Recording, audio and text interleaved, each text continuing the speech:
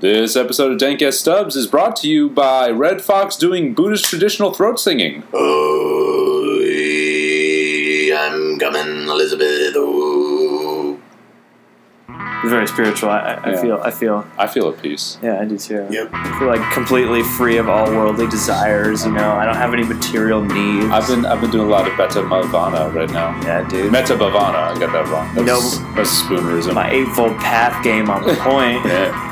All noble truths. All 1, 2, 3, 4 of them. 4 noble truths, man. Hey. So noble, so true. Welcome to Dank Ass Stubs, culture, commentary, and comedy, brought to you by Aaron and Jerry. Wow, that's very official. Yeah, it's great. Welcome back to Frank S. Tubbs. I just want Frank S. Tubbs to be our spokesperson. Yeah. Who's like just a guy. We have to find a guy named Frank S. Tubbs and just be like, we were doing a podcast that sounds like you. We want you to sponsor us. Will you do that? That's the thing. If your name, if you come across this podcast and your name is Frank S. Tubbs, I don't care what S stands for, but just send us a picture of you. Yeah. And like each week we want to feature a different Frank S. Tubbs. I'm pretty sure Frank S. Tubbs would be just a massive, like, roly-poly Howard Taft-looking guy in like a pencil-striped suit with a tiny cocked bowler derby hat. Either that, or he would look like Frederick Douglass. Like Frank, yeah, I can see that. Like, you know, he would look like Red Fox, but dressed like Frederick Douglass in like period garb. Yeah, exactly. Yeah, and joining us today, we want to our resident bag of tricks, man. Yeah, bag of tricks, and you got so many voices up your throat sleeve. Yeah. Oh, stop it! you guys aren't even going to know which of these voices is the real him and which famous figure we're actually here with. Actually, Aaron and Jerry don't really exist. We're both just Mike. We're just Mike voices. Welcome to Mike. Mike is a very dear and close friend and a resident animation expert. Not too dear. Not too dear. We're actually mortal enemies. We're gonna fight to the death. I hate him. What? Now that I have a question, though, what would Frank? What was it? Frank S. Tubbs. Frank S. Tubbs. What would he sound like? Frank S. Tubbs. Would he be like a hillbilly? Would he be like a gruff redneck? I imagine him as like a Boss Tweed type of character. Oh, but I don't. There's like no. a big, I don't think there's any. Is there any audio audio reference of Boss Tweed of what he sounded like? See, no idea. I kind of wish like damn that Thomas Nast and his cartoons. My dream for this. That actually ain't bad. That son of a bitch. I'm Frank S. Tubbs. Yeah. That's good. That's my name. That's the more swampy version of Frank S. Tubbs. That's my name. All of you viewers at home who are listening to this, watching the video, watching the audio, write in and let us know which version of Frank S. Tubbs you like. Do you want Boss Tweed? Do you want, like, turn-of-the-century steel magnate Frank Tubbs? Or do you want... Yeah. Do you want battle damage variant of Frank Tubbs? Well, no, see, I think that's what Frank would be Tubbs. Frog gigging Frank S. Tubbs. I feel like that would be part of the charm. Is like eventually, if we have this machine up and running well enough, like every Dank episode would come with like a 30 to 60 second animatic of a different Frank S. Tubbs in a different kind of animated movie. I feel like we're already putting way too many demands on our resident official. This is like Dank 10 artist. years down the line. Okay, when we can hire a staff. When we have like an actual microphone, and a staff, it's like we can have a different Frank S. Tubbs. Mark Maron interviewed the Obama in his garage. I think Dank Ass Tubbs. What I really want to know is about that interview. Like, so there's just a normal garage. Yeah. So they're just like. I mean, he lives. Are there like cars and Secret Servicemen lining the outside of this just house? Mark Maron probably. Like, what are the neighbors think? What would the neighbors think seeing the presidential motorcade outside and like 15 Secret Service guys? Is Highland Park a nice place? Does it have like is he in like a nice part of Highland Park with like a spacious garage? Well, Highland Park is kind of like the Van Nuys of Glendale, Pasadena, like. Really? Yeah, I mean, Highland Park is that city you keep hearing about on the radio where it's like it's on the rise, like people are moving in and starting to gentrify, but it's still Mark Maron. Yeah, but it's still, he's been doing this podcast there for a while, I think. But what's the town called? Highland Park. Highland Park? Yeah. It's not like near. I've only lived out here for like 3 years, and I still don't know like what. It's kind of like above LA, below Pasadena. Okay. Yeah. What's that? It's near Eagle Rock, yeah? Yeah, it's kind of Van Nuys-y. Okay. It's kind of Van Nuys. But it's with, like, hills, isn't it? Like, because Van Nuys, one of its market things is that it's completely flat. Yeah, I mean, it does have really? some Van Nuys is totally flat. Van Nuys is the Kansas. Oh, Van Nuys is flat. There's Highland. No, Highland Park has got hills. Yeah. It's rolling. Got mad hills. Hella hills. Rolling in hills. Van Nuys is the Kansas of LA. It's like... The Kansas? Just for the city limits of Van Nuys, it's just totally flat. Yeah. And there's a lot of corn. I mean, I'm still in awe of mountains and palm trees because I've only lived out here for a few years, and I think the only interesting geographic landmark in New York and Long Island is the horizon. Yeah. So it's kind of nice to see mountains and. But can't you see the sea? No, we're at sea level. We're not up high, so we don't. We just literally just walk out in this ocean. Oh, the ocean sneaks up on you. It sneaks up on you, like it did in Hurricane Sandy. Oh god! Oh god! Just snuck up on us. It's like, oh no, our drain. Where's this thing that lives right around us? What's it doing here? It's like, oh man! It's like, yeah, that was terrible. But yeah, it's Frank S. Tubbs. When a city on an island that's surrounded by water gets swept up in a storm.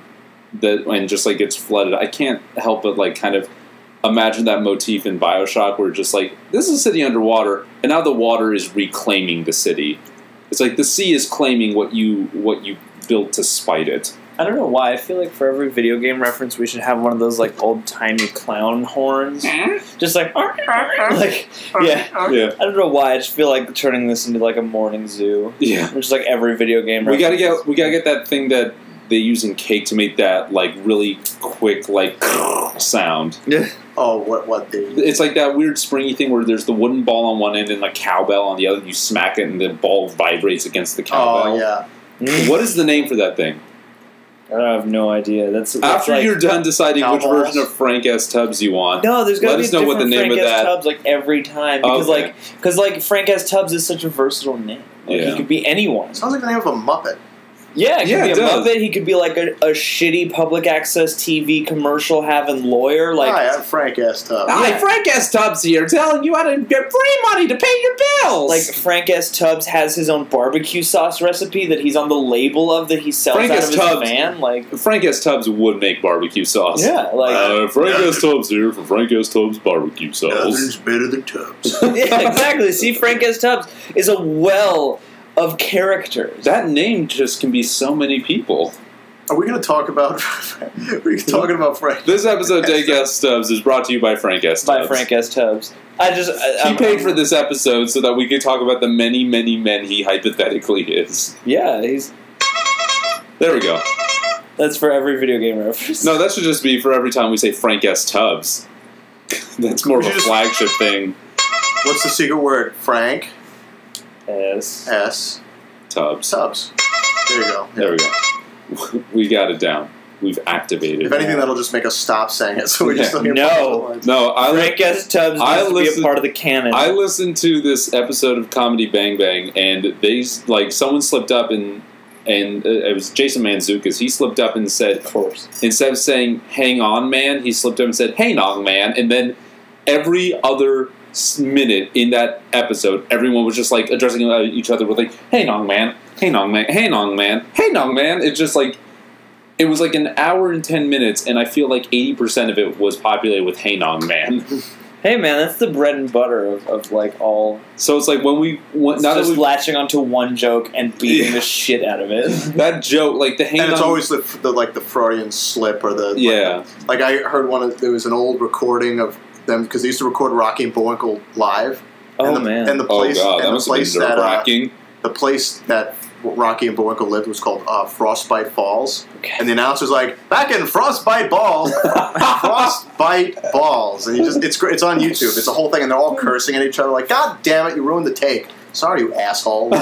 Frostbite Balls. Moving on. When we last Rocky and Bullwinkle, shit, god damn it. No. I'm just imagining all these 40-year-old grown-ass chain-smoking men, because it was the 60s, just getting so flustered over these little cartoon critters. Gosh, Bullwinkle, shit. Frostbite Balls sounds like a metal band you tried to start when you were 14 for a talent show. Yeah. You just picked an ailment and something you thought was crude, and you're yeah, man, we're gonna do this. We're gonna play Battle of the Bands. You're gonna play drums, and we're gonna be Frostbite Balls. Frostbite balls. You say balls like that. Balls. Frostbite balls. You really gotta scoop the word balls when you're 14. Like, balls. Yeah. Frostbite balls sounds like it would be something that is scrawled in like a page of a Kurt Cobain notebook in. What? I just wheezed the phrase frostbite balls. Yeah, it's this episode is rich with potential titles. Yeah. I might just call this one Frostbite Balls. Inside Out Frostbite Balls. Yeah.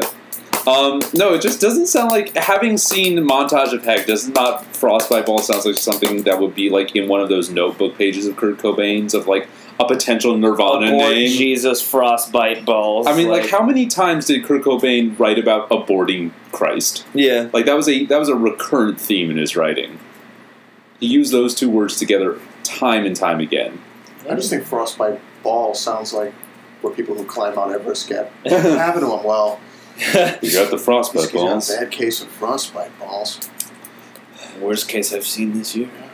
They're blue. He's got blue balls. No, that's a completely separate element. No, because frostbite doesn't. I mean, he did have blue balls. He did have blue balls at the time, because before. you know it's like you're not going to be fucking on a mountain. He's climbing a mountain. Can I have sex with you? No. No, we'll have sex when you get back. I'm really busy right now. Well, those blue balls got frostbite today. Yeah. Because I mean, frostbite does not turn they just your lost skin blue. all color. Like they just all the blood left. Yeah. After a while, the term frostbite balls is going to not make any more sense. Frostbite balls. Problem is that all the Dank Ass Stubs. See now I can't say Frank Ass Stubs. All the Dank Ass Stubs merchandise will be like silly recurrent shit. Well, the best part is Frostbite Balls T-shirts or Frank Ass Stubs T-shirts or Frostbite Balls truck nuts. Hey, they're painted they're clear, transparent blue resin. Oh, and they've got our faces with sparklies in it. Yeah, with like glitter suspended in it, and like little like fake icicles. At this point, if you get any merchandise for this thing, and if you have any typos, it's like, well, that was in the show, I guess. No, that episode. But the thing is, it's becoming a reality because like Real Rejects is going to start having memorabilia. Oh boy! So Dank Ass Stubs might just as well. Hooray! So Frostbite Balls. Hashtag Frostbite Balls. Let's start a hashtag. Why not? Hashtag Frostbite Balls. Hashtag Frostbite Balls. If you want more Frostbite Balls, tweet your hashtag Frostbite Balls, and you might win a shout out. That sounds like, I mean, Frostbite Balls just sounds like 15 million. It sounds like a treat. Yeah, I was going to say. It sounds like if you want a nice cold treat on those hot summer days, get a big old box of Frostbite Balls. That's right, the little balls that go into your mouth. Icy frostbite balls. Have you ever had those? You have to have the little like mascot character has to be like a Yeti or something, like a little Yeti. Me like it, Frostbite Balls. I mean. Have you guys ever seen Dibs, like the little ice cream? Yeah. I was just talking about those today. There's just be coconut Dibs. Yeah, it's like Frostbite Balls to me sounds like if like Spencer's Gifts had a frozen food section, because I mean Spencer's Gifts sells like stupid like gummy, like stupid gummy candy or like noodles that are shaped like penises. Imagine if they had a frozen food section. Frostbite Balls would be in the frozen food section of Spencer's Gifts. They would be Dibs, but with like a coconut coating, like little coconut shavings to look like kind of like the snowballs, like the little. I feel like the ice cream inside would be blue. It would have to be. Yeah, it would have to be like a. But this blue food just doesn't look good though. Yeah, it could be like a light blue. Yeah, like a cotton candy flavor. Yeah, cotton candy and coconut. Yeah, it's not going to taste good. Listen, Frostbite Balls were thought... That's what I think. Frostbite Balls were invented because of the novelty. It's a Spencer's Gifts. Like, you're not going to eat those gummy cocks for, like, the flavor, because they're probably not very good. I have a theory that nobody actually uses anything they buy at Spencer's Gifts. Yeah. I can't remember who it was, but someone's, like, there was, like, some philosopher that was basically just, like, don't own anything in your house that is not beautiful or useful, and Spencer's Gifts peddles in things that are the opposite of both of those. I had a friend in high school who used to steal things from Spencer Gifts. Like, we would literally go to the mall, and he'd be like, hold on, what did you want that badly to steal? Like, what did you steal? And it's like, is that a fucking, like, the Tootsie Pop owl belt buckle. Like he would steal like a... I could see stealing something from an Oz, but like not a Spencer's gift. Yeah, because an Oz occasionally like peddles in something that's, you know. Yeah, you'll find cool shit. Yeah, there will be like fandom merchandise and stuff that's like okay to buy at an Oz. Or like a neat T-shirt. Like Spencer's and Oz are not very different, except Spencer's is just kind of like they ratchet up the obnoxiousness. Yeah, more leering and with a bigger sex toy section. Yeah, but the thing is, it's like the sex toys at Spencer's gifts are not like to be used; they're to be like pranked with. I just now I'm thinking of heart. Now I never thought I actually said this, but speaking of sex toys, I never thought that is a magical way to begin a sentence. That is a new segment of Dank Ass Stubs. Speaking of sex toys with Mike. Frostbite balls now sounds like a toy that you put in the freezer, and then you're like, "Hey, I got the frostbite balls." So it's like this show. It's like freezable. So it's like Kegel exercise balls combined with like a cold pack. You put it in the what are they, cold hot packs? No. Yeah, it's like an icy hot pack that you. So it's like. I get big relief with the icy hot pack. So it's like those also, dudes that like have to rub like a thermogenic liniment on themselves to work out. So it's like, oh yeah, I need my joints to be warmed up, so I'm going to rub myself with like a thermogenic paste before I lift. I think they should combine. But it's that for Kegels. I don't know. This is a part of my brain I never open. Now I'm just thinking of like if you could combine a sex toy with Skip It. You remember?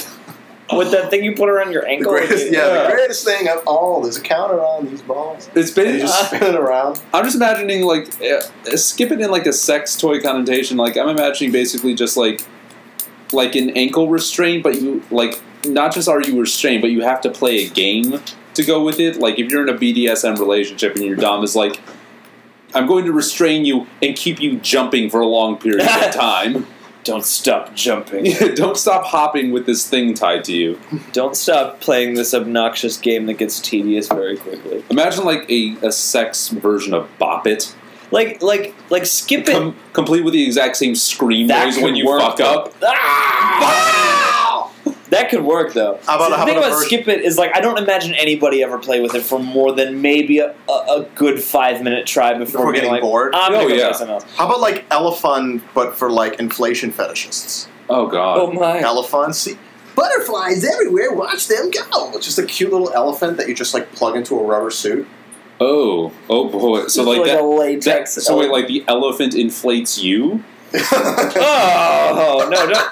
Don't attach to like a pump. Like, this is I don't know why, but it reminds me. But I'm trying to wrap my head around what you're describing. Like you're wearing the suit, and the elephant plugs into you to inflate the suit while you're wearing it. I just know, but I think there's just the phrase alone. The fact that it was an the elephant inflates you. That's another T-shirt. It's like a picture of a bondage elephant wearing like a gimp suit and like a ball gag just loose around its neck, and it just the elephant inflates you. And on his chest, he's got a little hammer and sickle, and it says, I feel like the elephant inflates you. I feel like somewhere on there is like a teenager that's just discovering like Marxist memes on the internet is trying to like knock the Republican Party. But as eloquent as he can get, it's just like the elephant inflates you. I just really like this notion that like all the Dank Ass Stubs merch is like really weird and nonsensical. Yeah, it doesn't really make sense, and it's not really indicative of the show. It's just these like weird motifs. I was about to say when I worked on Wabbit, we had a wall when we were in the storyboard room and we were writing shows. Sometimes we'd just be talking and a word would be taken out of context, and someone would say something really random like, do you have the scene where, you know, Bugs points the gun at the clown or whatever it was, and just out of context we'd be like, what the hell did you just say? And we'd write it down on a post-it and who said it and put it up on the wall, and by the end of the season we had like 50 of them on the wall. So that just sounds like one, like the elephant inflates you, like Nixon on what was the show that he was on? Frost? No, not Frost. Nixon. Frost. No, whatever David Frost's show was. Frost / Bite Balls. It was Frost Bite Balls. Oh my god, with Michael Sheen and Frank Langella. It was a show where they used to go sock it to me, and then Nixon went on the show and went sock it to me. I forget. Oh, this is something I would know. Oh, Laugh-In. He was on Laugh-In. Okay. Nixon was on Laugh-In. Yeah, Nixon was on Laugh-In. He just didn't know how to ask because it was the catchphrase was "sock it to me." Hell yeah! He didn't know how to say it, so it was just you just see him on camera looking at the camera. Sock it to me. Suck it to me. Who does the voice of Nixon in Futurama? Billy West. Okay, I had a feeling it was Billy West because Billy West does that. West. Adam West. Because I mean, I feel like Billy West is just viciously shaking his head whenever he does Nixon. Rubber baby buggy bumper. You just real. I am not a crook. You just really feel the jowl emotion in Billy West Nixon, I think one of my favorite lines he said that he was riddled with phlebitis. which is weird because like if you look at videos, if you watch videos of Nixon, like archival footage of Nixon, he didn't talk like that. You saw the jowls like working, but he didn't actually sound like he was just like wiggly in the face. He just had kind of a rough and very, very. You're just kind of like bulldoggy, like a gruff Christopher Lloyd. Yeah. I don't know why, but he just sounds. What's he doing? Like a gruff Christopher. Marty. We're going back to the future. Back to the future. Back to the future, Marty. This episode of Dank Ass Stubs is brought to you by Nixon Impressions. Nixon motorboating. This episode of Dank Ass Stubs is brought to you by a lot of things, and I hope they all become T-shirts. Brought to you by Tubin Throat singing Red Fox. We have come up with so many literally in the last recurrent motifs that all could be very different things, and I hope we've they been all recording for barely 20 minutes. We've already come up with Frostbite Balls, Frostbite Balls, Frank S. Tubbs, the elephant inflates you, and new media creatives. Please hire us. We know how to make brands and engage in IPs. Write them all down. It's just that idea just took a tumble down a flight of stairs. We can do the brands. Now I'm just obsessed with talking like Nixon. Because it's fun to I mean, do. who isn't? And it loosens up my neck because I'm shaking my head as I say it. If I may break the fifth wall for a moment, I'll pay. Erica's in the room with us. She's done our magnificent drawings. Yeah. For our what would we call the Mad Max episode again? Dank Ass Road. Dank Ass Road. Dank Ass Road, and our new animations for the Dank Ass Stubs. I will pay you people money. I will pay you X amount of dollars American if you artists render the bondage elephant who inflates you. And the Yeti whoever ties his frostbite balls. The thing is, we don't. Yeah, we. How do we feel about this? I'm gonna do. We can edit together just a slate of all our fake ass sponsors. How about everybody submit what you think frostbite balls are? Yes. Besides the ones that we've mentioned on the show. Tell us what are frostbite balls. And the one that wins the most. The one that gets that we like the most, or you guys like the most, because I'm not on this damn show. You guys. You're on the show right now. You're on the show right now. I'm not going to be on it next week. Don't confuse the listeners in terms of reality. Yeah, shit. But and then whatever these two. Mike, this is going so well. You will be back. I kind of want. Unless you don't want to come back. No, I'll come back. Okay. I mean, I just don't know. What are you enjoying things so far? Unless you sabotage this episode, it's like 10 minutes from the end. Holy shit! Pushes the computer over. Push the recording over. Set everything on fire. If at the 9th hour of this recording you suddenly break down on a hyper racist diatribe, I feel like the only way in which Mike could really sabotage the spirit of this show is sabotage. I feel like the only way Mike could actually sabotage the spirit of this show is if he sticks to one topic and completes every thought instead of having to go off on circuitous tangents and changing the subject over and over again. The only true way I could think of right now that I could sabotage this podcast right now, your iced coffee, or mostly melted iced coffee, is right here. I could just be like, whoops. Don't fuck with my coffee. I'm not going to fuck with your coffee. Made this coffee myself. I'm not going to fuck with your coffee. It's a good coffee. I don't trust you around my coffee. You were threatening the boy's coffee, you were. It's just don't fuck with my coffee. There's no more coffee. You can't fuck with my coffee. What the fuck are you talking about? The fuck are you talking about, You come over to my house, you look me in the eyes, and you fuck with my coffee? How fucking dare you? Stupid son of a bitch. You don't fuck with a man's coffee. It's understood. I will kill you with my nose. That's how angry I am.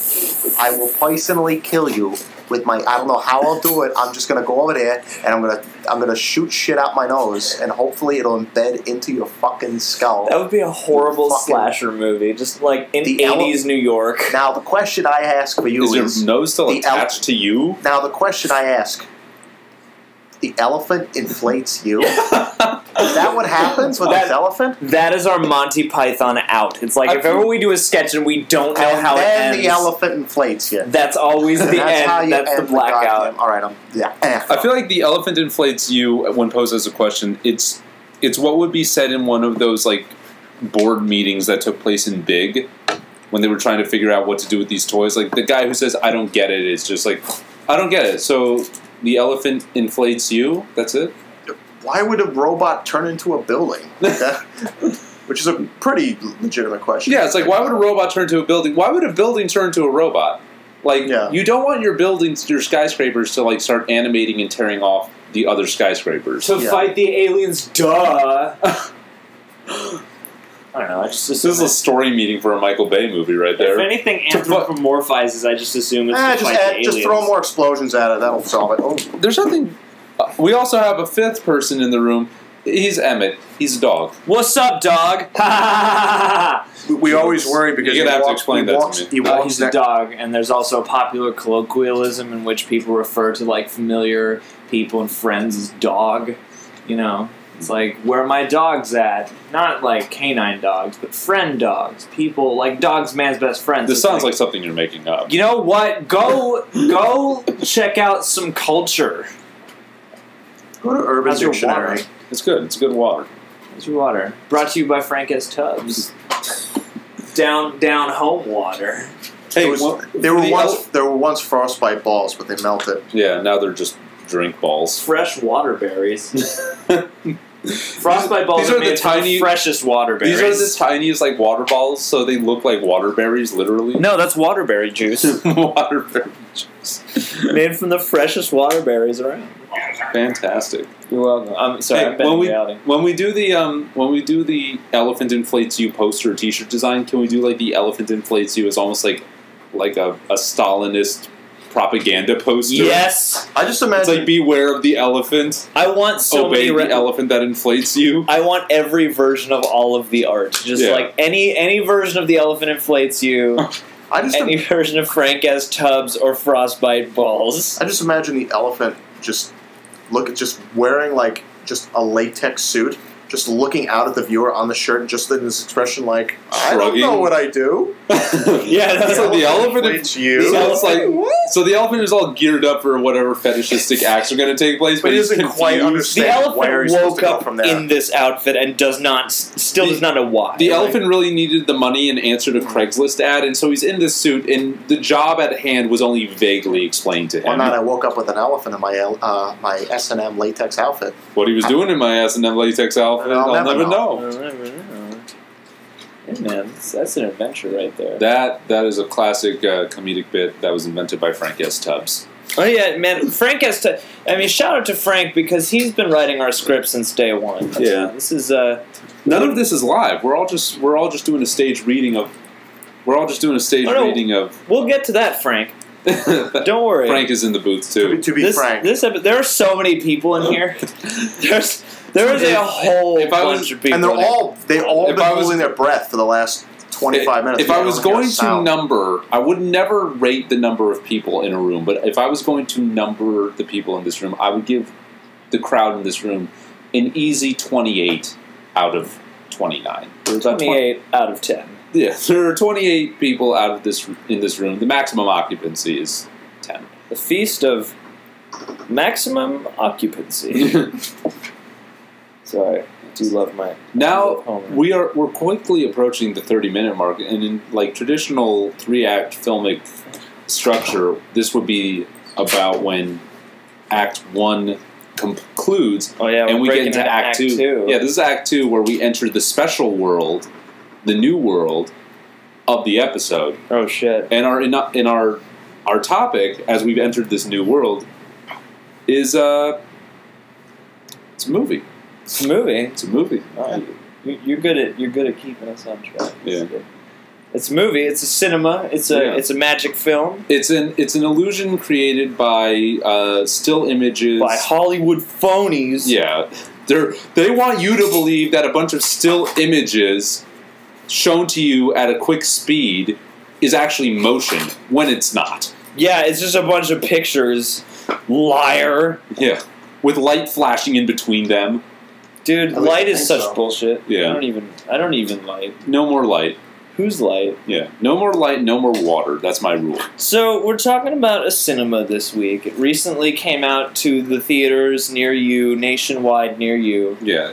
Right by my house. If you live anywhere close to a movie theater, this is playing there. Yeah, and I assure you. And obviously, we're talking about Battleship, Yes. the highly acclaimed. I Liam seriously Neeson forgot that vehicle. movie existed. Well, you should have. I feel bad. I'm still waiting for the Hungry Hungry Hippos movie.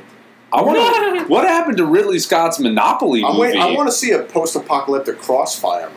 Oh God! I just found out wrote, today that Dwayne Johnson's doing a Rampage movie. Remember the video game Rampage? Oh, that's what his with the- Rampage with the movie giant is. wolf and the giant ape Yeah. and the giant lizard. Yeah. They're literally making. I assume Dwayne the Rock Johnson's going to be either the ape, the wolf, or the lizard.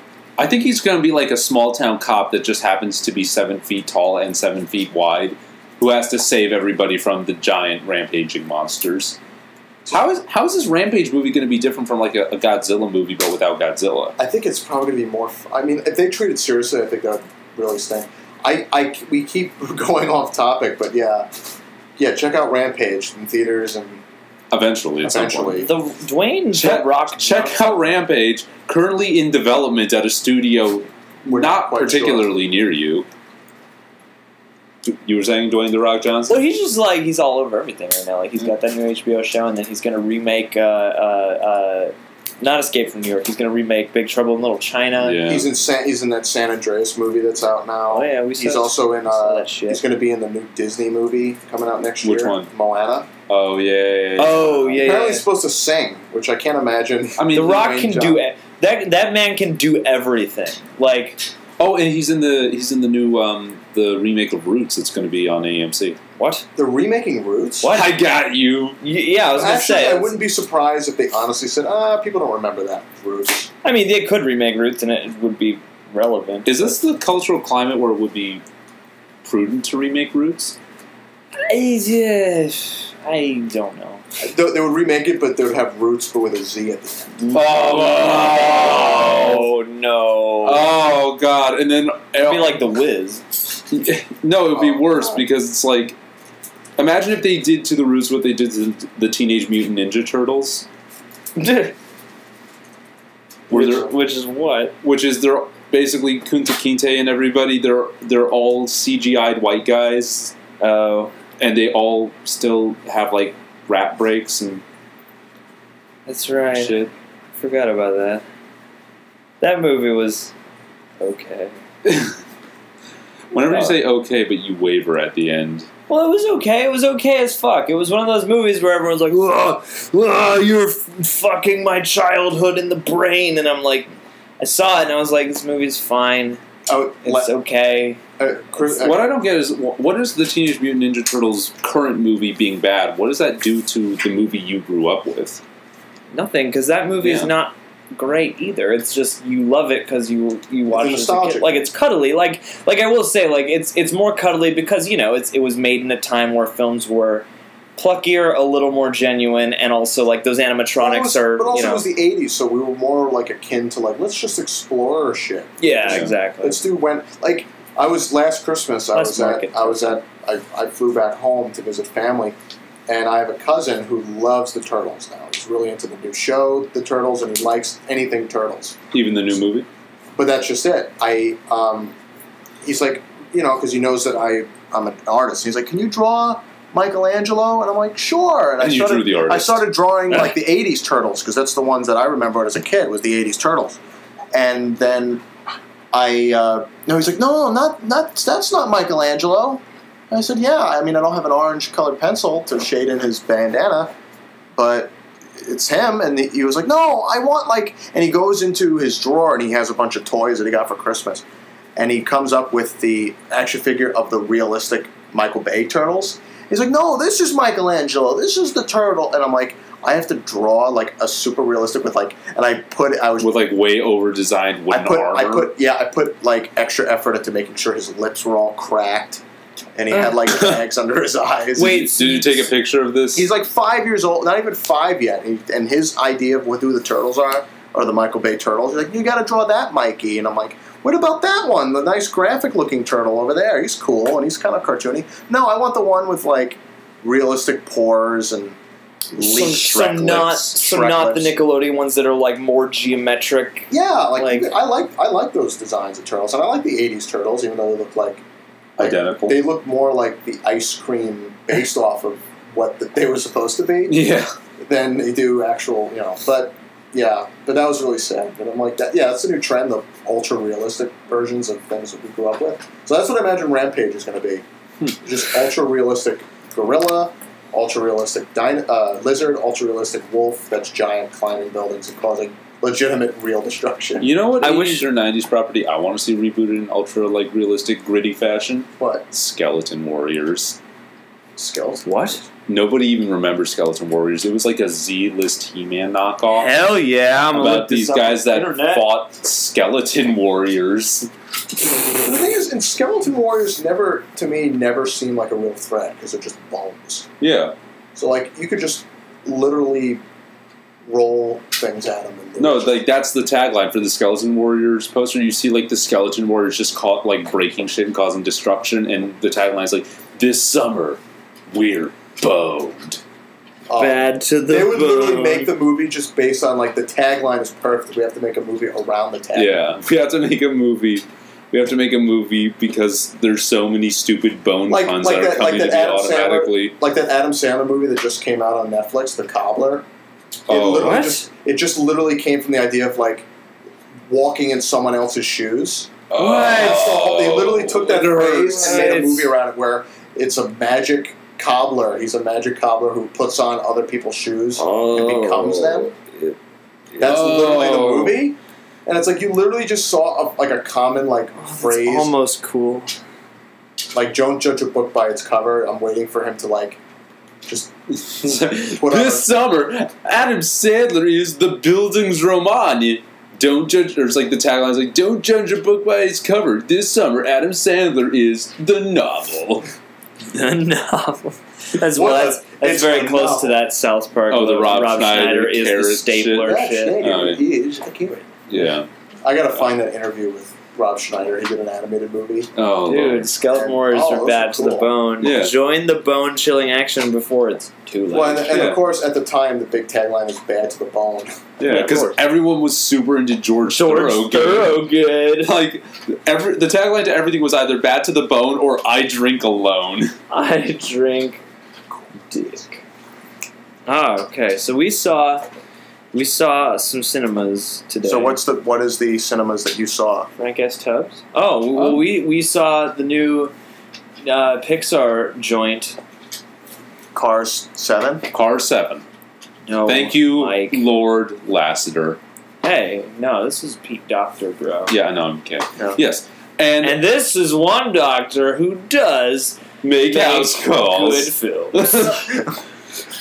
No, it was weird because we saw it at, I don't know what theater you saw it at, but at the one we saw, Pete Docter did like an intro to the movie. That's what? Like, there was a little clip of Pete Docter being like, "We love you, please love our movie." It was like, oh yeah, we had that. We had that too. Yeah, I didn't. Where did you see it? We saw it at an undisclosed specific chain of multiplex theaters. Okay, was it the one with the reserved seating?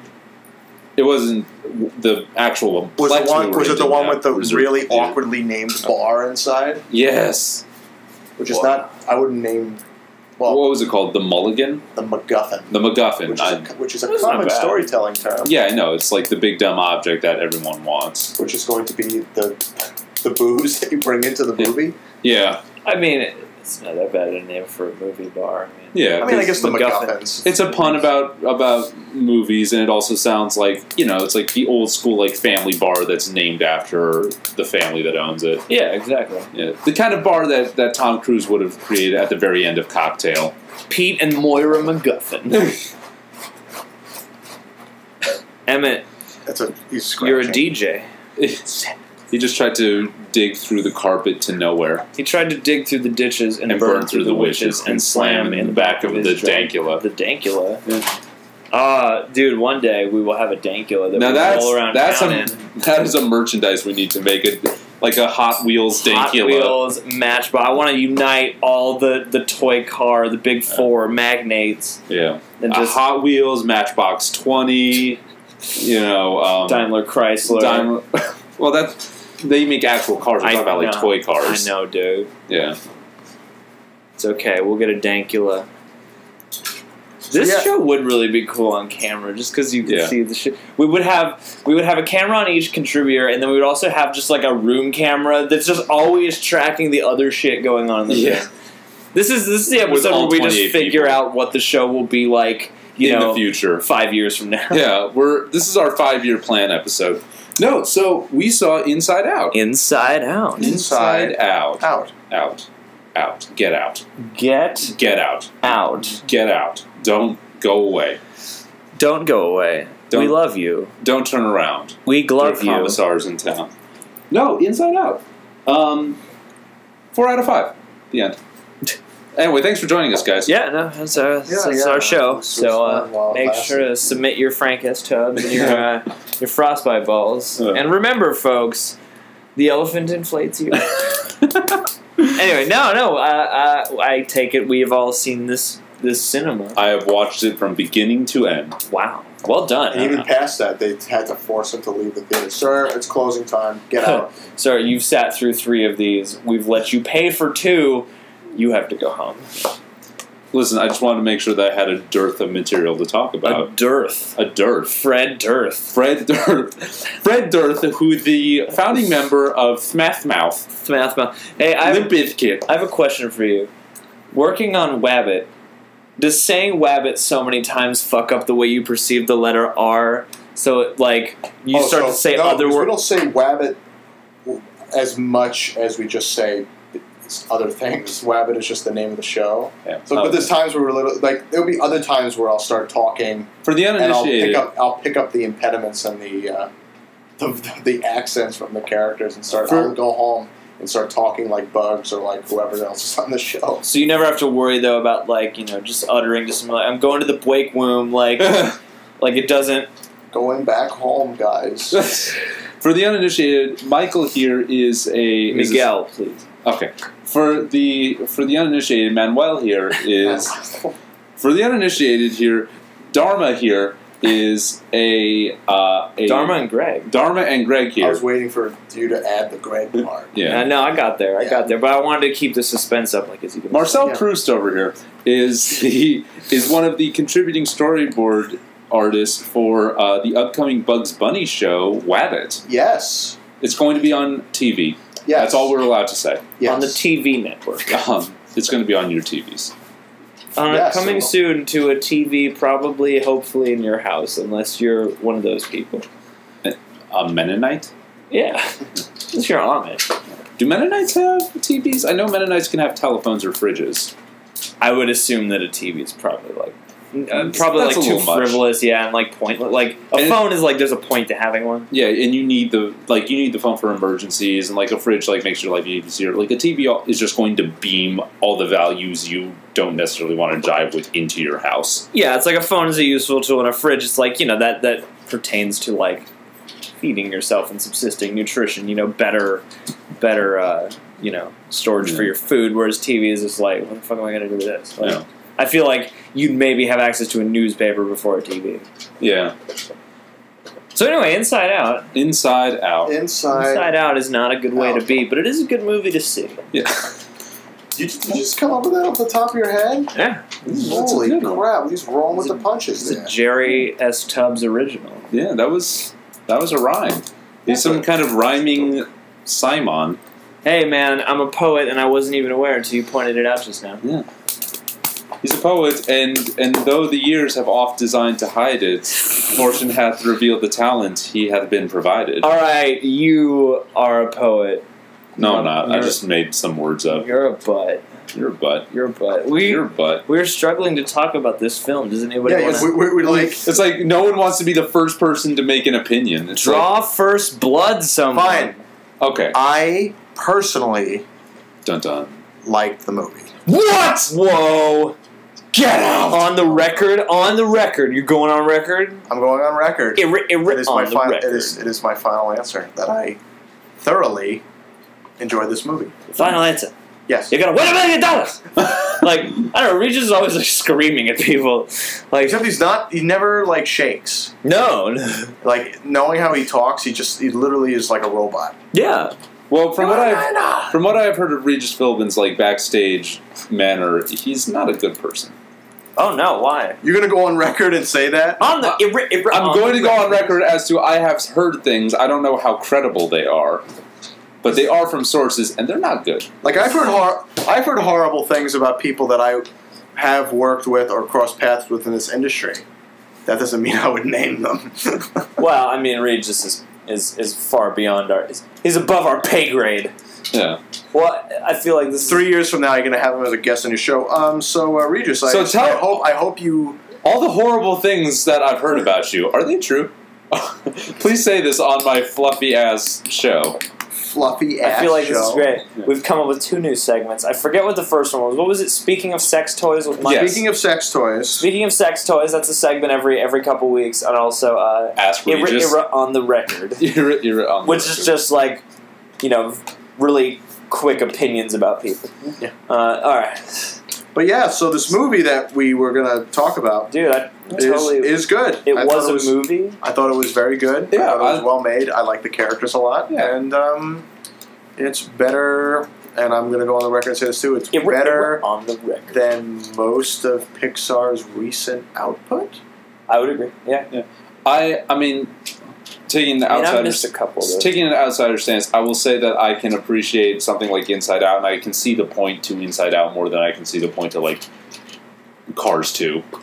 Well, see, it seems like Pixar has crested into this new phase in their lifespan where it's like you had Pixar before where they would just come out with a movie every few years. It felt Every like 2, maybe 1 or 2 years. it always felt like more than that to me. Well, this is their 14th movie, so yeah, like every 2 years they come out with a new movie. Yeah, and they would always they would be spaced out, and it seemed like each one of them was pretty thoughtful and from a genuine place. And then we crest after Cars, we start to crest in this place where it's like, okay, now they're fully a piece of Disney, so now it's more sequels. So I figure out we get an every other sort of thing where it's okay, here's a really genuine one, and here's a Cars 2, and here's a kind of genuine one, and here's another sequel. Here's one to keep the merch train flowing and the lights on, and here's one where we really just want to try and make a good movie. Yeah, and so I feel like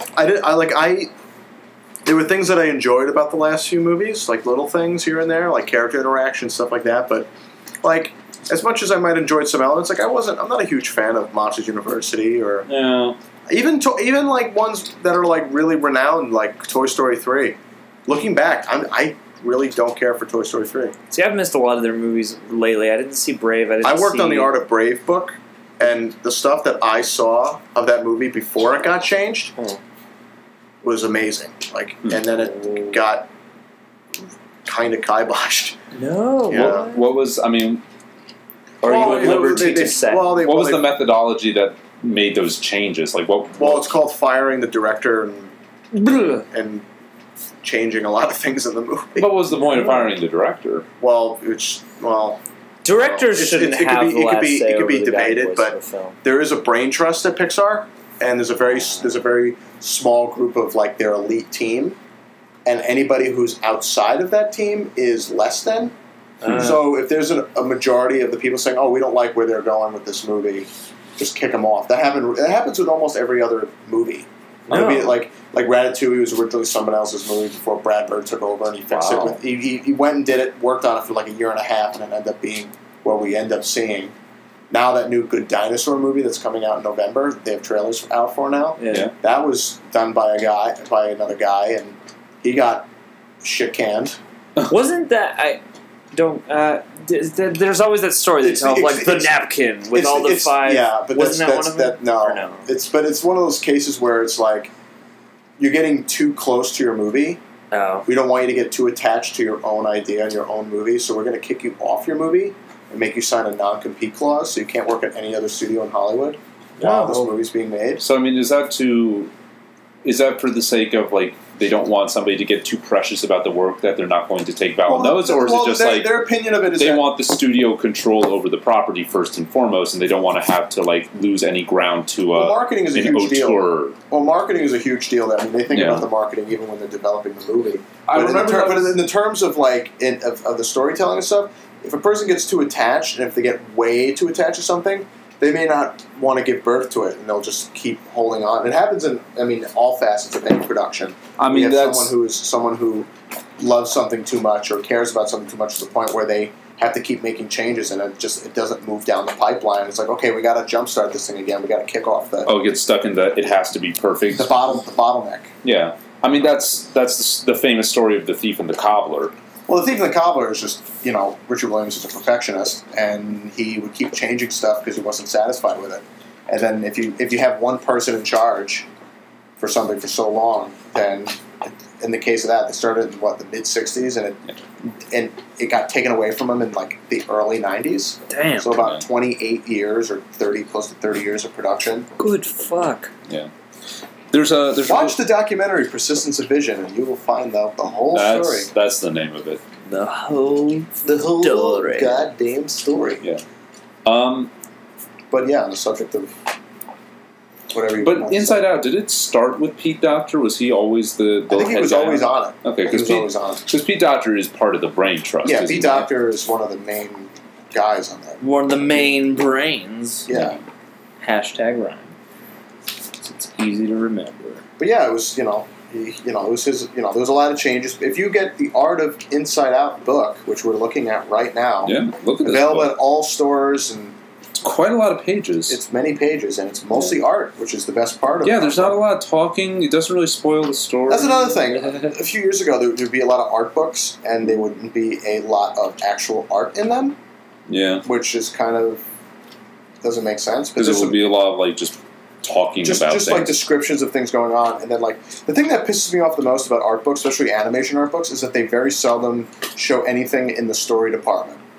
Like there's very seldom are there storyboard drawings. It's always like, and then some books are just like they'll fill the book with just renders of the computer. It's like you can watch the movie to see the renders. Yeah. To see the final renderings of the character. I don't really need to see like a grayscale, untextured model of this character I saw in full color. Or even just the model. They'll just have a turnaround of the model. Yeah.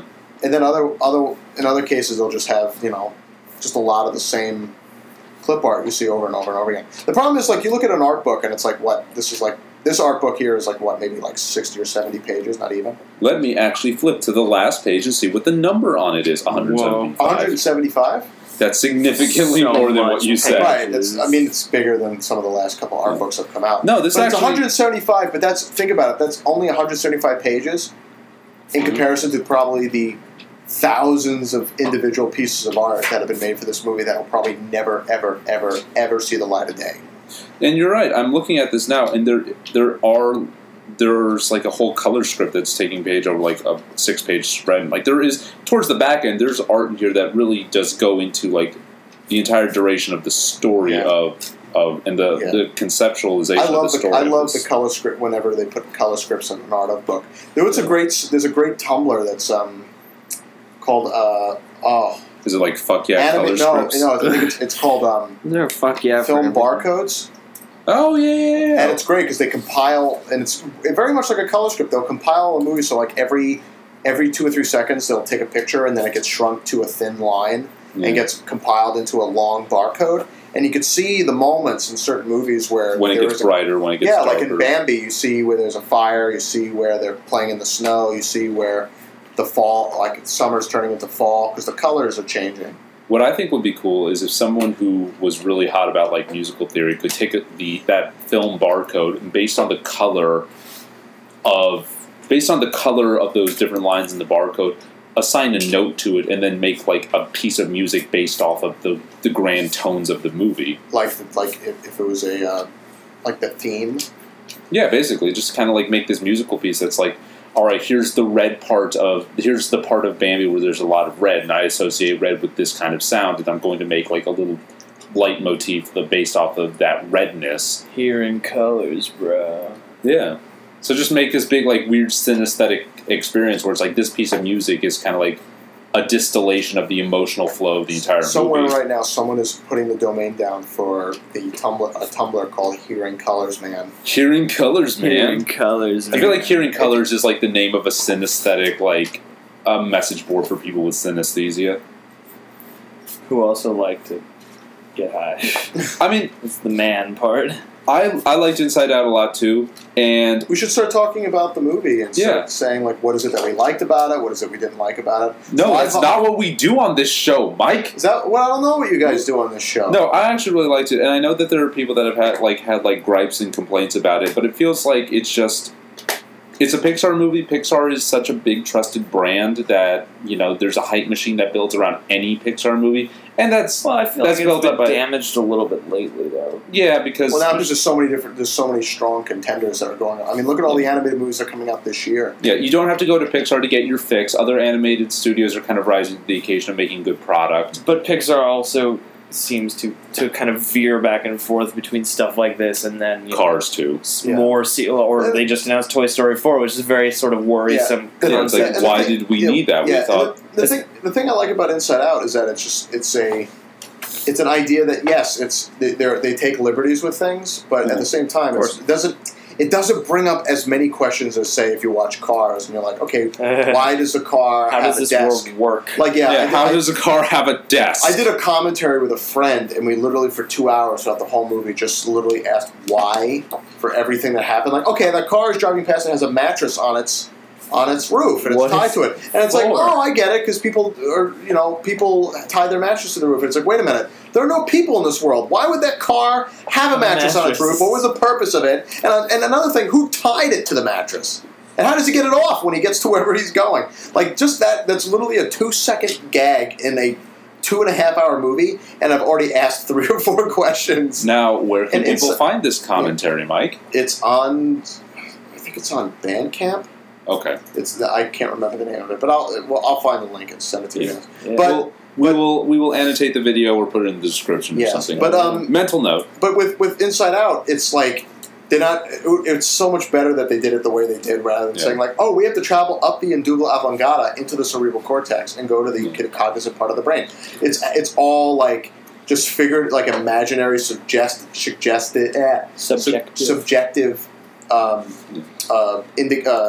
representations of parts of the brain and abstract thought and Well, it's enough imagination that anybody can access it. Like, I feel like the older you get, the more you'll appreciate and understand certain things. But and it's drawn in a way where like a kid could still latch onto it. And the great thing about it is that yes, it caters. And that's what makes a great great movie in general, especially for like Disney. Walt Disney thought of it this way, where it's not about aiming. Because if you look at any of the old Disney movies, like when Walt was alive, which is it's not really a true fair comparison because our society has changed so much since the days of when Walt was around making movies. Well, that was 200 years ago. That was that was back when the dinosaurs still roamed here.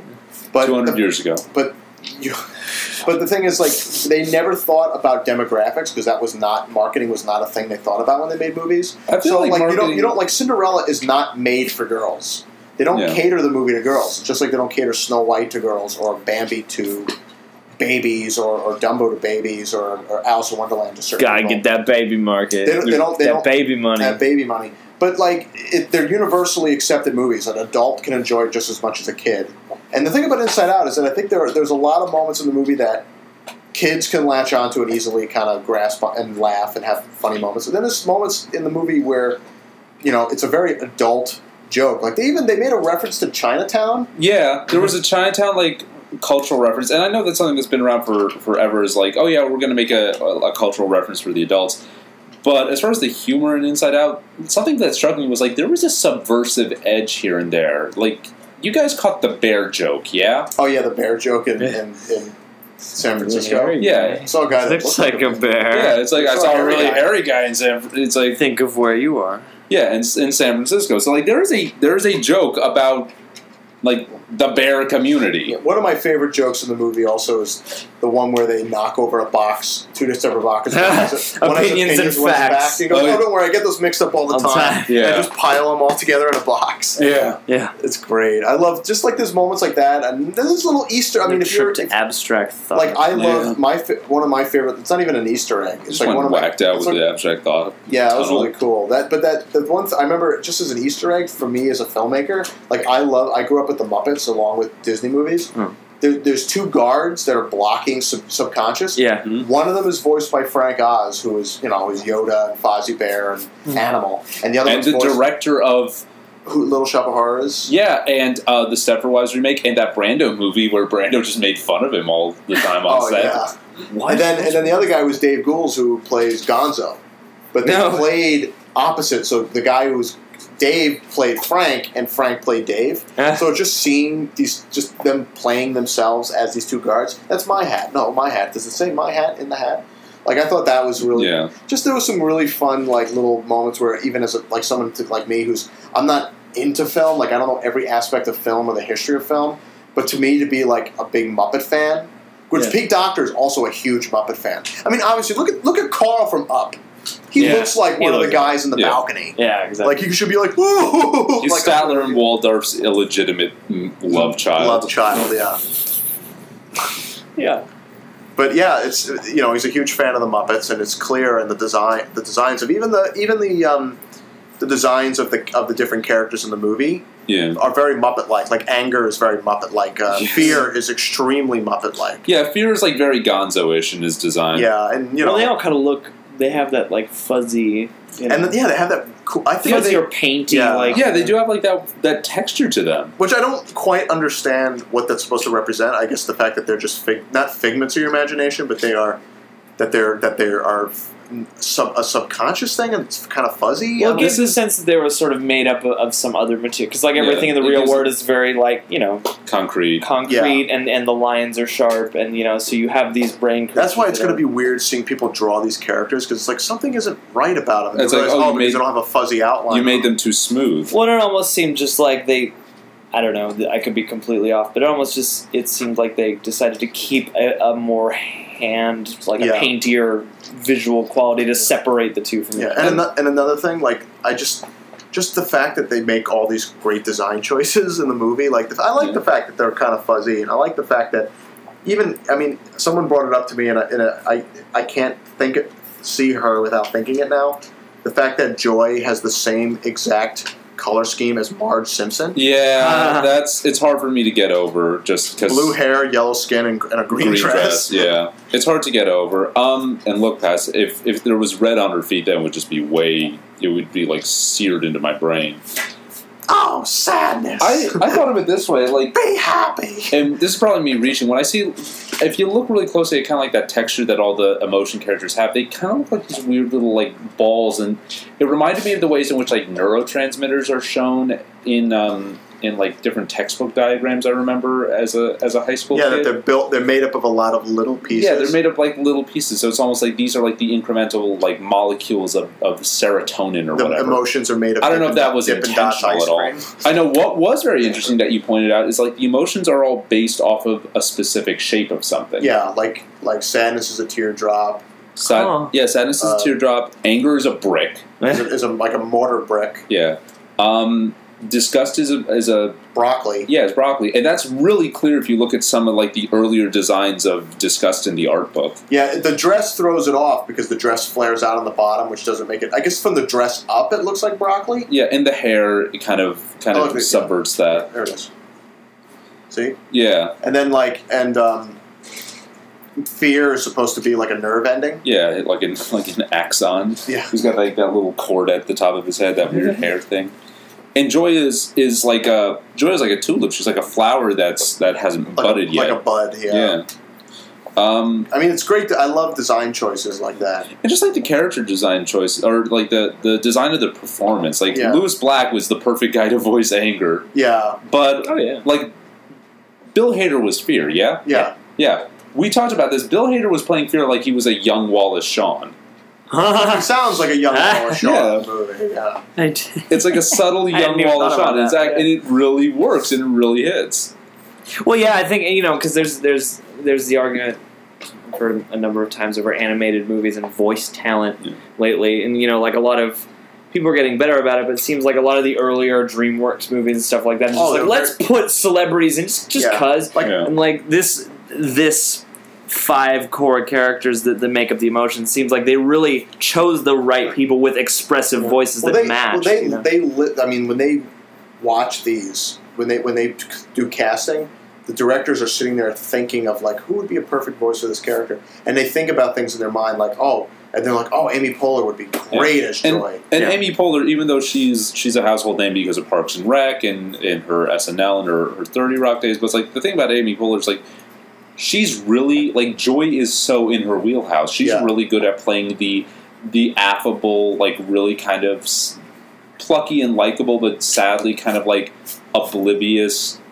almost narcissistic, way too optimistic person. Yeah. Well, and I've heard it said before that like at least in comparison, like between her and Tina Fey, like Amy Poehler has a bit more of an empathetic and a more kind edge to her comedy in general, like even in the even in her arena. vocal delivery too. Like Tina Fey can play "Look at Me, I'm a Mess." Like the joke about the Liz Lemon character in 30 Rock is like she's just kind of sad and kind of a mess.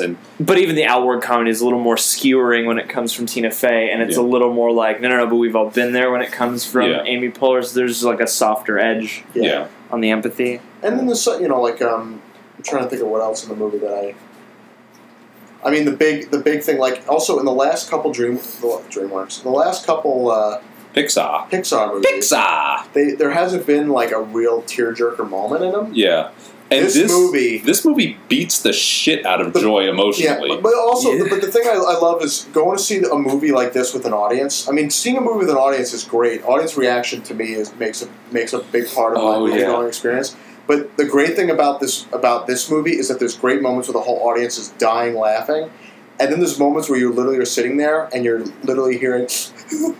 Yeah, I haven't heard better jokes in a Pixar movie, or just like I haven't heard like jokes that landed better in a movie in a while. It's like sometimes you'll be in a movie and you'll hear people around you laughing at a joke and you'll be like, but that doesn't really feel earned, you know. Yeah, it feels like we're just kind of reacting, and like the joke wasn't really that great. Yeah, but but it's like here the laughs felt earned, and the sadness felt earned. Yeah, and there's a good balance between the humor and the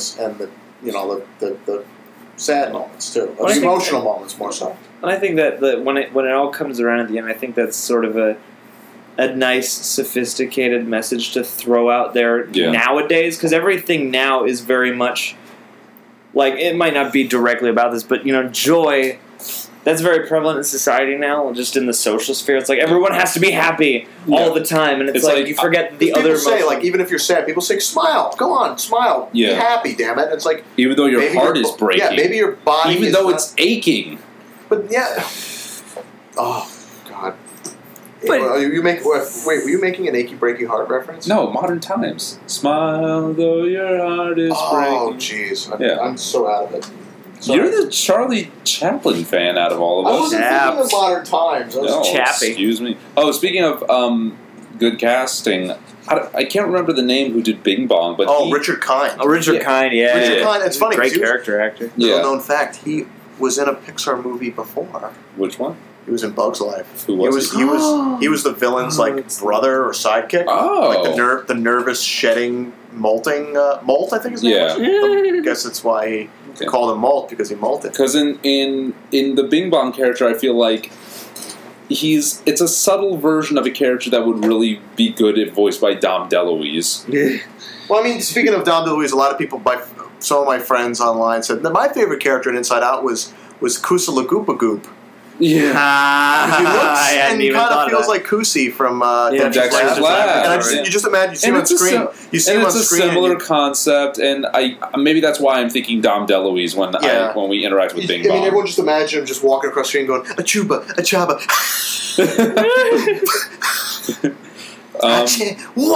like that kind of. But he's a very genuine, heartfelt character. Yeah, and he doesn't feel obnoxious, and his cheery affableness is never too over the top.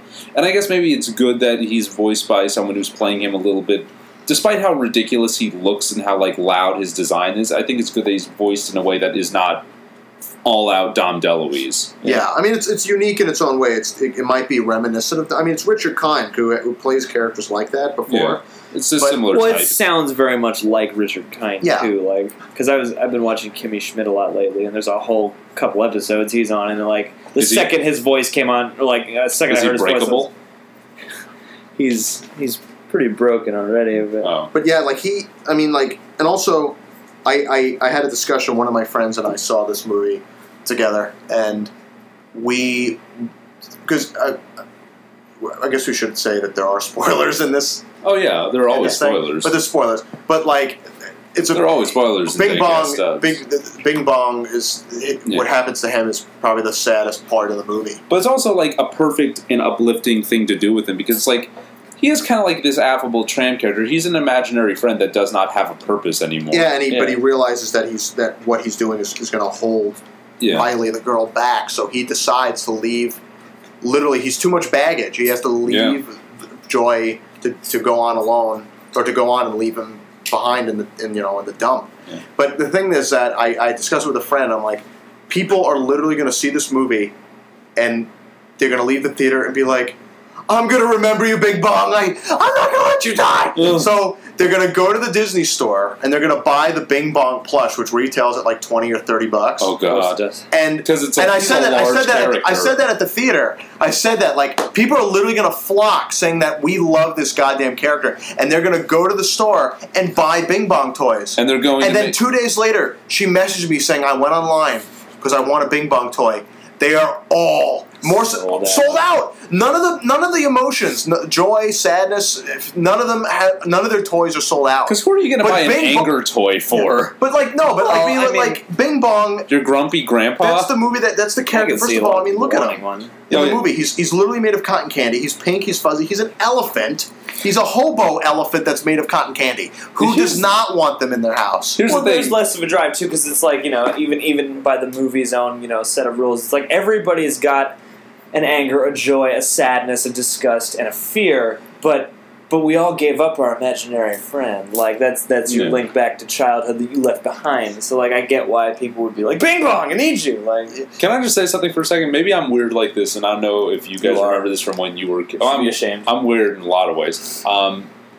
But did anybody have an actual imaginary friend when they were a kid? Oh, I did, yeah. Because to me, I feel like I had no friend. To me, I feel like I only had an imaginary friend because I saw people have imaginary friends on shows and on TV and in movies. And I thought, oh, I guess that's what I'm supposed to do as a kid. I have to make up an imaginary friend. I don't know. I don't remember if I did or not. I did. I know I did, but my best friend otherwise was my VCR because all my movies, and because when you're an artist and you're or a little kid and you're not sure, and then that's what most artists start in one place. I may have had an imaginary friend. I don't think I ever had one specific imaginary friend. I felt like I kept on changing imaginary friends because I would see like imaginary friends in like Puff the Magic Dragon or in Dexter's Lab, and I would go through this process of thinking, almost like seeing how other people were rendering their imaginary friends and thinking like, oh yeah, my imaginary friend can't do that. Well, maybe let me go back to the lab and reimagine a new imaginary friend. My imaginary friend's name is Chris. He's just a human boy. Yeah, but he's very wide. Yeah, he's like comically proportioned. But other than that, here's my question: if Bing Bong, why is Bing Bong a pink elephant? Did Riley have like a drinking problem when she was 4? She had a heroin problem. I think it's just. Well, I think they even say in the movie she was really into animals. So she just combined every animal that she liked and cotton candy into that creature. I mean, the sad thing is that character is the design is so great and it's so huggable looking. Yeah. Any toy that you get of him is not going to capture that essence as it does in the movie. It's not going to give him the cotton candy texture. Yeah, the cotton candy texture, or because you can't. You can't. No. It's uniquely intangible. Yeah. I wonder if there are any artists out there who work specifically in the medium of cotton candy, of molding and cutting cotton candy into shapes. There are, I assure you. Oh, I saw a video of a guy who makes cotton candy flowers. Oh, wow. He uses different colored well, tell him to sugar. make a fucking bing bong. Put a little shabby coat on him and give him to the world. Yeah, but like I really like that just as an overarching message of a movie, because there's so much pressure now to be happy all the time and to cover up any, like, you know, especially in social media age, it's all about sort of like just marketing yourself and drowning out any dreary or unhappy thought with smiles and activity, and like, you know, it's a good reminder that like sadness is an important part of the spectrum. But sadness doesn't have to be a bad thing. Yeah, exactly. It's something that everybody goes through, and you know, it's not a bad guy. Depression isn't like, and there was originally going to have like gloom or depression be a bad guy in this movie. Yeah, be an antagonist. To be an antagonist that grows, but they should not personify depression as it shouldn't be a character. It shouldn't be something that invades you. Yeah, it's something that everybody goes through. Well, I will say, like, depression, they handled it well in the movie. Depression does show up in the movie, but the depression isn't because, like, sadness is running amok. Depression is what happens to Riley when, like, the emotional control console breaks down and she just can't feel anything. Well, yeah, because she's going through a lot. Even in the movie, like, sadness is, I don't know what's been going on with me lately, but I just feel... Because, I mean... She feels compelled to act. Yeah, like, right now she feels compelled to act, because, like, Riley is, 11 years old in the movie, and she's going through this major change? Yeah, the big move. But she doesn't really... Sadness doesn't really serve a purpose, really. I mean, there's moments where she's sad, but now she's like, I don't know what's going on, and then she suddenly has this inkling to touch things and stuff like that. Like, now, after 11 years, now she wants to touch these thought orbs. Yeah.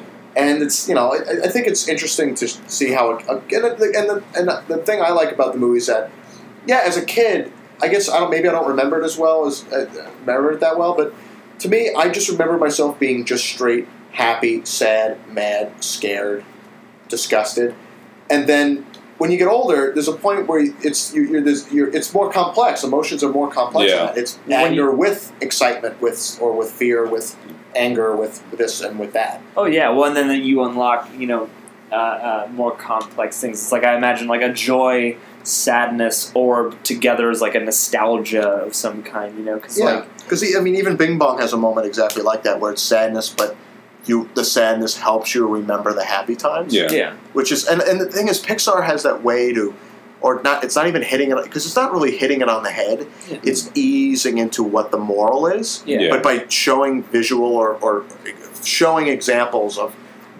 that in the smaller sense. So, like, sadness comforting Bing Bong after his rocket gets pushed off into the dump. Yeah. And there's a moment where he's like, that's really sad. Yeah, I remember all the times. And then happiness can't fix that. Yeah, but having the sadness validated and having the sadness, you know... it's you know, connecting over it and empathizing and sharing it with somebody. Because sadness is, you know, it could also... Yeah, sadness can be disappointment, but it could also be missing or recalling something that you feel really... something that really affected you, or even in a good way. It's something that, you know... And acknowledging sadness can you know, clue you into things and wake you up to how you're, you know... And I think that's really important, because when you really look at the structure of the movie, there isn't a single villain. There isn't any villain in that movie. But isn't that great, though? Yeah. Isn't that great when there's a movie that has just... It's just difficult circumstances and feeling helpless. Yeah, you know? like, if you're going to say there's an antagonist, it's... I mean, I'm sure, like... I'm sure someone who's, you know, an academic and a strict adherent to, like, fitting every successful movie into, like, the strict 3-act paradigm. That's me.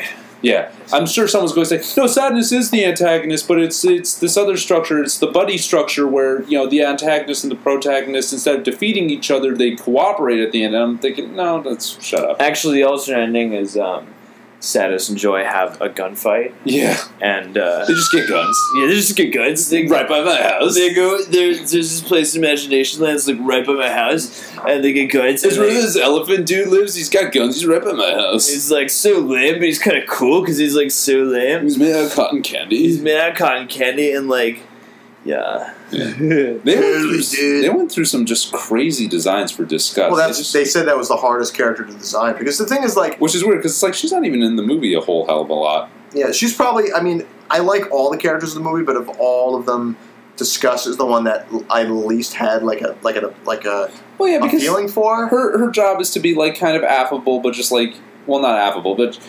You know, you still like her, but her job is just kind of be snooty and turn her nose up at everything. Yeah, but she's more amusing than she is like fully likable. And if you look at the art book, for instance, which I'm doing right now. Yeah, he's looking at it right now. You notice that like most of the designs have upturned noses. Yeah, which is a great design choice. But like you see inklings of like some of these look more like broccoli. Yeah, it's more like evident. These ones look like broccoli. These ones look like almost like Dr. Seuss characters. Yeah. Well, most of them look like Dr. Seuss characters. This girl, oh yeah, they all kind of do. But she these looks ones like something. She looks like something like out of the Mr. Men show. Yeah, exactly. That's what I was going to say with this one. Yeah, and then there's ones that you can't see these.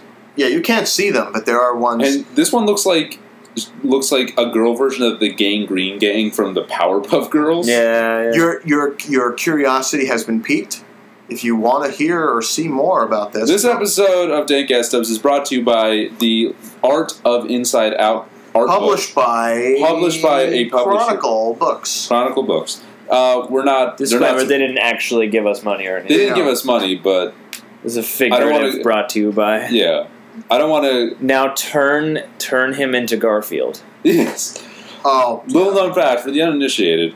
And we are Mike can turn anything into Garfield. If you do a sketch of a line or a doodle on a piece of paper, Mike will find the Garfield in it. I'll either find Garfield, or if I'm really, really, really out of it, I could find Goofy. Which is easier to find Goofy in things, but Garfield is a challenge. Which reminds me, you can't see it, but I'm gonna actually hand a piece of paper. Okay, Jerry's making a line. Jerry. Oh, Jerry is making a line. I don't know. Welcome to the show. Welcome to the show. We've only Jerry. been here for an hour and 20 minutes. Sorry. Let's see. Jerry made a doodle. Well, you guys keep talking. I'm gonna look for Garfield. All right, while Mike's doing that. Meanwhile, Mike searches for Garfield. It's just nice to be reminded, like, oh yes, a healthy spectrum of human emotions is a good thing. Yeah, and especially apparently, and this is something that I've appreciated. Like, I saw a special screening of Big Hero 6 with Erica. And the guys that made Big Hero 6 said, yeah, we interviewed people who are specialists and counselors for kids to talk about what grief does to kids. And we also talked to the people who are specialists and researchers about robots who are trying to design a robot like Baymax, a huggable home care machine. A vinyl robot. Yeah, a vinyl robot. You put it on your LP player. Give it a little spin on the Victrola, your vinyl robot. Your what? Or Technics or yeah. Stamp.